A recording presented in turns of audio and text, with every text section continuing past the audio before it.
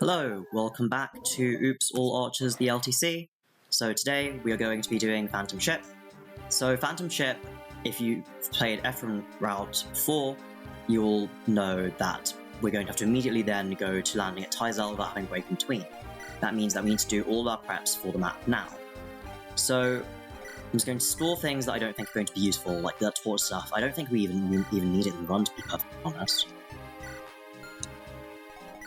Vanessa trades over the Shining Bow to Cormag. Gilliam stores these weapons that he got off of the enemies from the previous map. We can sell the secret book. No. Because we have no need of it.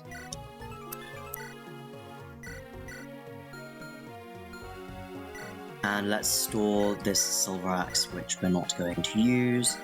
Take out the axes that are in the way, and then trade over Nightcrest to Garcia. Okay, so everyone's got stuff in their inventory that they would want to have. So now let's go shopping. Landing at Dozla might require us to have more than just those 3 uses of the men staff, so I've got that there. Let's go to the armory. Nope. Well, actually. Okay, we're gonna buy you a steel sword.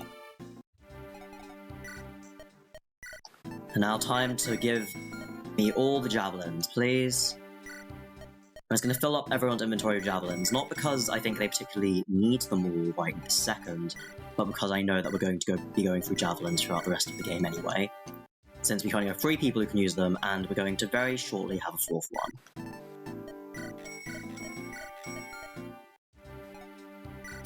And let's just buy Dozla another hand axe. So all of the weapons which people are actually going to be using, or that multiple people use, I've set to that 255 hit, 100 crit. Well, except for Seth's swords, because we currently only have 1 weapon so you can use them, and also, unlike Dozla, Seth can actually double. But everyone's inventory looks completely fine. So, I guess it's time for everyone's favourite Fog of War map.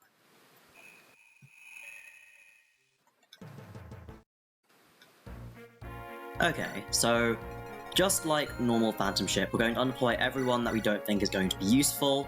Funnily enough, this includes Garcia, because in my test runs, I was able to complete it rather reliably without him being present, so having an extra body there might be more inconvenient than anything.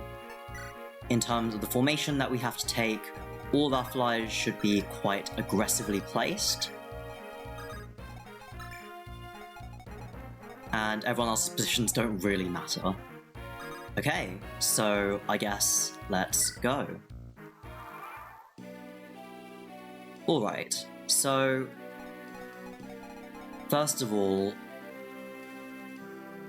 we're going to have Natasha torch. She should always torch. So I'm going to try to do that at the start of every single turn, just because sometimes I forget where exactly the enemies are meant to be, despite the fact that my planning tells me roughly where I should move everyone. Natasha gains level, which is very nice. Okay, cool. So we move up here. There's no need to javelin now, but we might as well.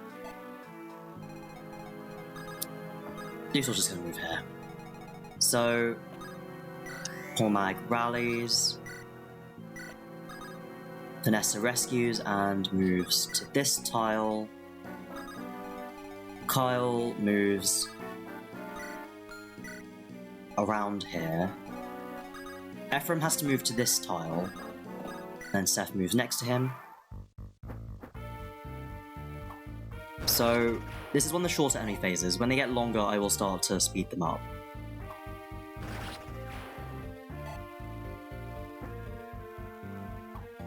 So Kyle's gotten 3 kills over this enemy phase. Gilliam gets 1. Alright.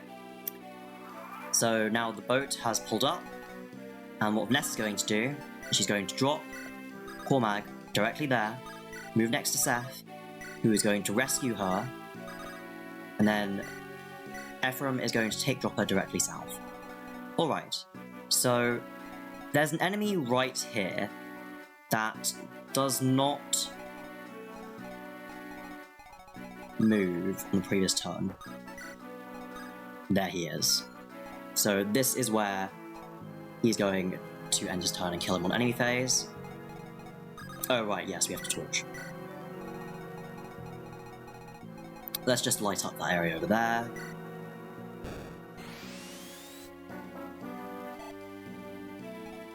Dozla's still not going to do anything.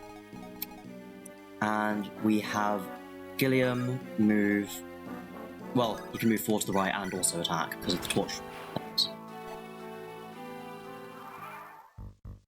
So this enemy phase I'm going to speed up slightly because, you know, there's quite a lot of guys coming and attacking Cormag right now. And he's gained 1 level from it already. There's the second one.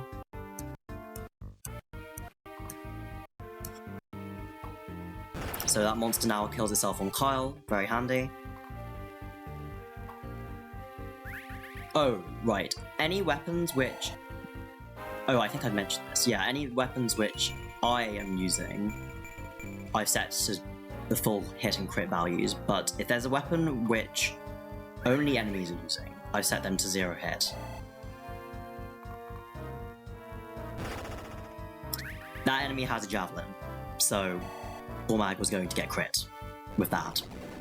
Okay, now the planks have lowered, and now moguls have appeared to both around here and here. So that's why Vanessa got rescue dropped back. She's just going to stand here, and both of these lots should attack her. Gilliam won't be able to reach them, but he does need to start flying back now.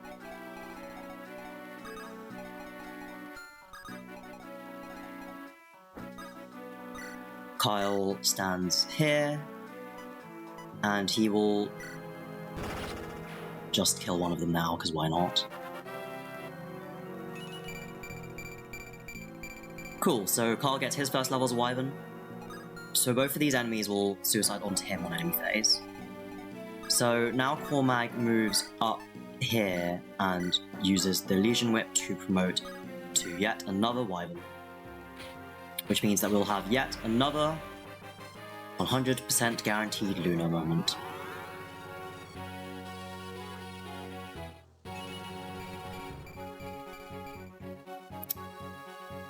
This increase in speed is very useful.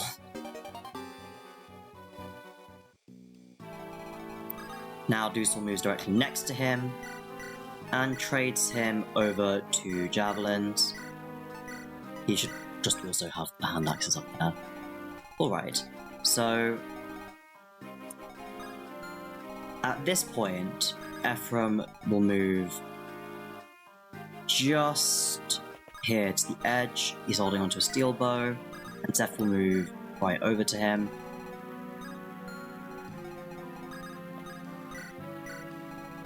Let's just light up back there.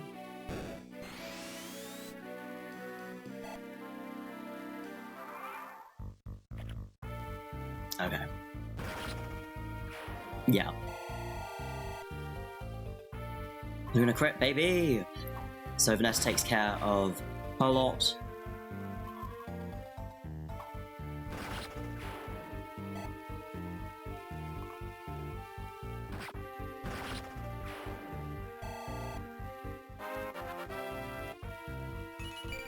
And Kyle gains another level. Okay. Now we have quite a lot of people flying over here. So Kyle should move 2 to the right and just Javelin here. Rip Javelin, you served us very well.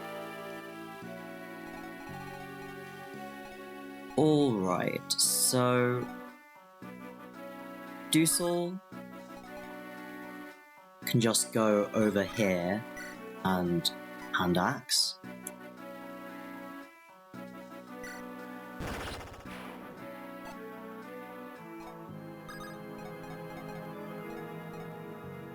Cormag flies over here.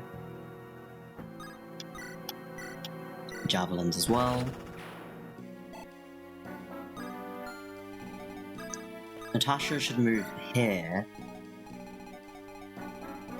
and torch.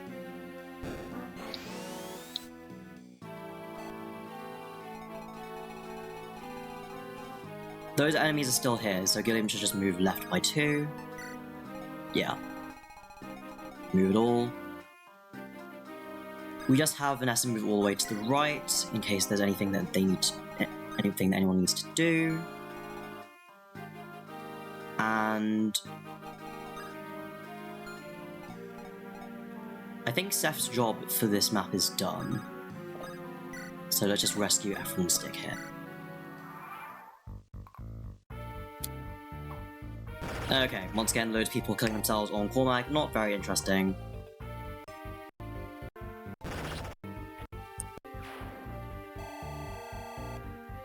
Close to another level, which is very nice. Dozla gets a hand axe kill.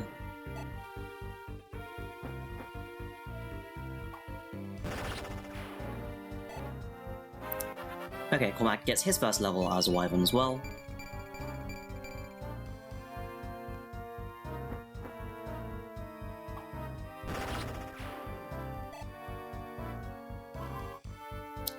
And both these moguls die on Gilliam.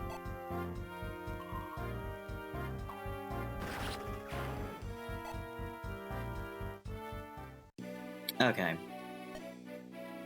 And now, L'Arachel and her crew have appeared. It's a cool story, but this is the final turn, so neither of her or Dozla are going to see any combat this map. So Dozla here has Pivot, which allows him to move to the opposite side of an adjacent ally. I don't think it's going to come in that handy, but 17 strength is pretty good. And the speed won't really matter with how I've been rigging things anyway. Then there's L'Arachel, who we might try to use. Big question mark there, because level 3 is not fantastic at this stage to try and get to level 10. However, Gale Force is a very good ability.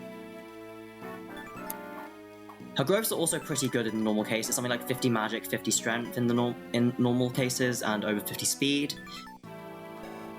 And she can promote into a paladin which can use staves and bows. And she'll often end up using the shining bow just because her magic will be quite high. Anyway, getting back to the actual meat of the map. Kyle here is going to move there. That means that we can see these moguls and they will attack him on enemy phase.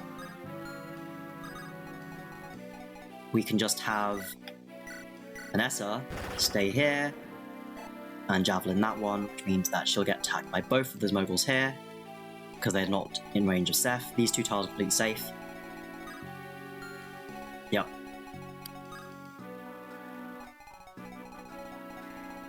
Yeah. So now Cormag goes up 6, 1, 2, 3, 4, 5, 6. We can Javelin again.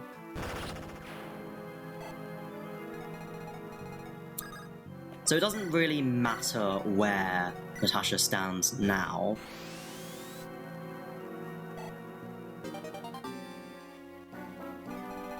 Yeah, it doesn't matter where where she stands now, because even though this enemy can technically reach her, not anymore. Alright, so let's just look at Natasha's staff rank now that we're here. So Natasha has used 8 torches and 17 uses of mend. Since each use of torch gives us 5 weapon experience, that's 40 from here. And then each use of mend gives us 3. So that's 40 from here, 51 from here, for 91 in total. That means that she is exactly 60 off right now from getting A rank, which is warp rank. She can use rescue already, but that's not really relevant right now. Alright, so that's the state of the map. Everyone, all the enemies will die. after we move Gilliam right here, who is going to destroy all of the reinforcements I've just shown up. Alright, so that will be a 5-turn of the map, and this is going to end on enemy phase, so I'll allow this one to play out in full. See you, monster.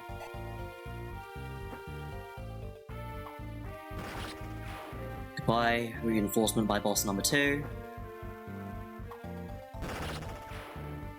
Yeah, it's important for Cormag to move north because of these 2 gargoyles.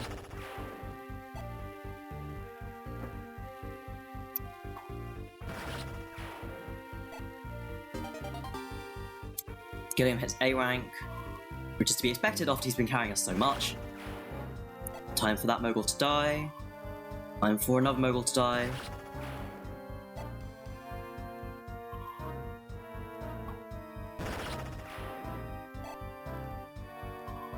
Yep. I'm not sure why they prefer Cormag. Is his resistance somehow lower than Dozla's? Maybe.